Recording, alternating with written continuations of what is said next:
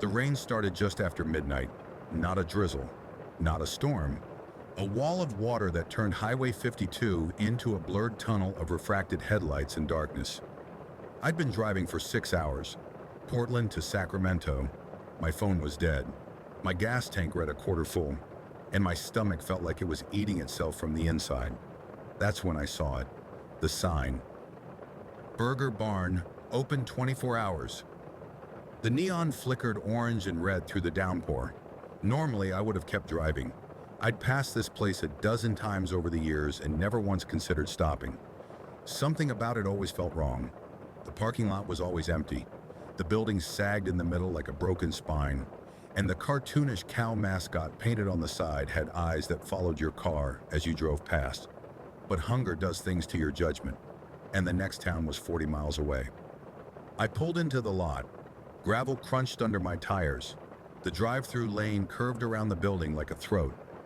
One car ahead of me, a gray sedan, idling at the second window. I waited. The sedan didn't move. Engine running, brake lights glowing, but no one inside, at least not that I could see through the rain. I waited another minute, 2. The sedan just sat there. Finally, I tapped my horn. Once. Polite. The sedan's brake lights went dark, and then slowly it rolled forward. Not driving, just rolling. Like someone had put it in neutral and let it drift. It disappeared around the side of the building. I never saw it leave. I pulled up to the speaker. The menu board was cracked and faded. Half the items were unreadable, but I could make out the basics. Burgers, fries, shakes. I rolled down my window. Rain immediately soaked my sleeve. "Welcome to Burger Barn." The voice crackled through the speaker, static heavy, high-pitched, almost childlike. "How can I help you tonight?" Something about the tone made my skin prickle. Too cheerful, too eager. "Yeah, can I get a Barnbuster combo? Large, and a side of chili cheese fries?" Silence. Just the hiss of the speaker, the drumming rain, the idle rumble of my engine. "Hello." I leaned closer to the intercom. "Did you get that? Barnbuster combo, large, chili cheese fries."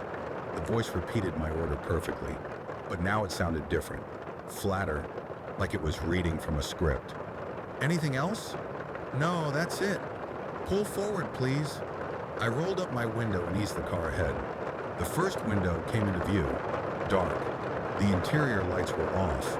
I could barely make out the glass through the rain. As I got closer, I saw something behind it. A shape, tall, hunched, completely still. Not a person, at least not shaped like one. My headlights caught the edge of it, too wide at the shoulders, too long in the arms, its head tilted at an unnatural angle, like a bird examining prey. I told myself it was just a coat rack, or a mop, or something, but it didn't move like an object. It shifted, slightly, breathing. I stopped at the window. My heart was pounding. I kept my hands on the wheel, ready to gun it if I needed to. The speaker crackled again, but this time, the voice wasn't coming from the intercom. It was coming from outside my car, right next to my window. "That'll be $12.75. I jerked my head to the left. Nothing. Just rain. Darkness. My window was shut, locked, but I'd heard it, clear as day. A whisper, right next to my ear. I fumbled for my wallet, hands shaking.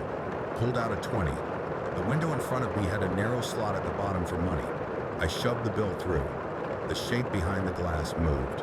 An arm extended, long, pale, too thin. The joints bent in places they shouldn't. The hand that reached through the slot wasn't human. The fingers were skeletal, bone white. The nails were black, sharp, curved like talons. It plucked the 20 from the slot. I watched it disappear back into the darkness. I couldn't breathe, couldn't think. Every instinct screamed at me to leave, but I was frozen, hypnotized by the wrongness of what I'd just seen. A moment later, the hand returned. It pushed my change through the slot, $7.25, and a receipt.